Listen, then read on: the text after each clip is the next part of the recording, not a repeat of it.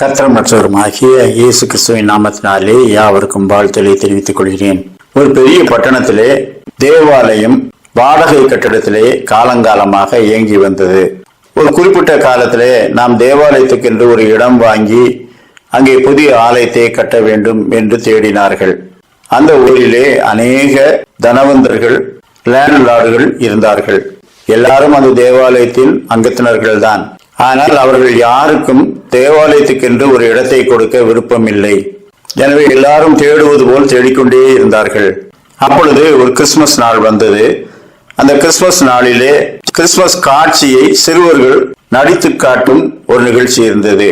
அதிலே ஒரு சத்திரத்திலே யோசேப்பும் மரியாளும் வந்து தங்குவதற்கு இடம் கேட்கிறார்கள். சத்திரக்காரன் அங்கே இடமே இல்லை என்று சொல்லுகின்றான். எனவே அவர்கள் வருத்தத்தோடு திரும்பி போகிறார்கள். அவன் அவர்கள் மேல் இறக்கப்பட்டு மீண்டும் அழைத்து, இந்த ஆடு மாடுகள் தங்க வைக்கும் இடத்திலே கொஞ்சம் இடம் இருக்கிறது, அதை எடுத்துக்கொள்ளுங்கள் என்று சொல்லுகின்றான். இப்படியாக அந்த காட்சி போகிறது. அந்த காட்சி வரும்போது யோசேப்பாக நடித்த அந்த பையன் ஏற்கனவே எழுதி கொடுத்த டயலாக் தவிர கூடுதலாக சொந்த வசனத்தை பேசிவிட்டான்.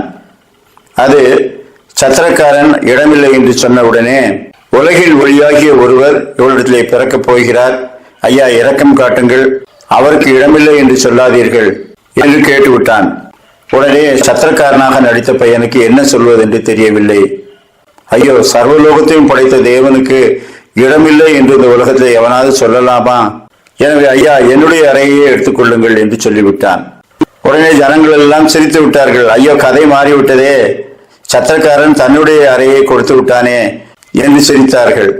உடனே யோசேப்பாக நடித்த பையன் சமாளித்துக் கொண்டான்.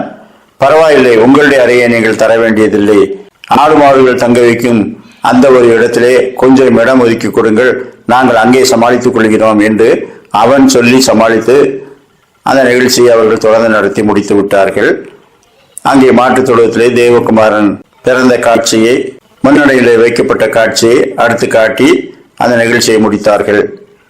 ஆனால் அந்த சத்திரக்கார பையன் சர்வலோகத்தையும் படைத்தவருக்காக இடமில்லை என்று சொல்வது, என்னுடைய அறையிலேயே தங்கிக் கொள்ளுங்கள் என்று அவன் சொன்னது அங்கே பார்த்து கொண்டிருந்த அநேக சிந்தனையை தூண்டியது.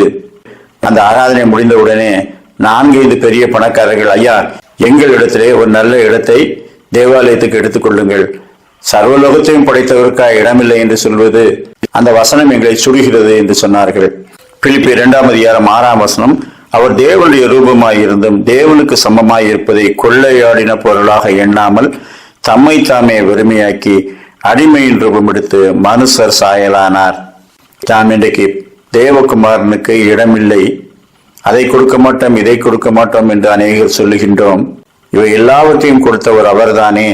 நம்முடைய நேரம், இடம், பொருள் எல்லாவற்றிலும் பிரதானமானவற்றை நாம் கர்த்தருக்கு கொடுப்போம். அப்பொழுது நூறத்தனையான ஆசீர்வாதங்களை பெற்றுக்கொள்வோம். ஜபம் செய்வோம். இரக்கமுள்ள பிதாவே, கிருபையுள்ளவரே, 2000 வருடங்களுக்கு முன்பாக சத்திரத்திலே இடம் இல்லை என்று நீர் பிறப்பதற்கு இடம் கிடைக்காமற் போனது. ஆனாலும் ஆடு மாடுகள் தங்க வைக்கப்படும் இடத்திலே உமக்கு ஒரு இடத்தை கொடுத்தார்கள். அடிமையின் ரூபம் எடுத்து இறங்கி வந்தவரே, உமக்கு இடமில்லை என்று சொல்ல மனிதர்களிலே யாருக்கு அதிகாரம் இருக்கிறது? சர்வலோகமும் உம்முடையது. உண்மை அறியாதனால இடமில்லை என்று சொன்னார்கள்.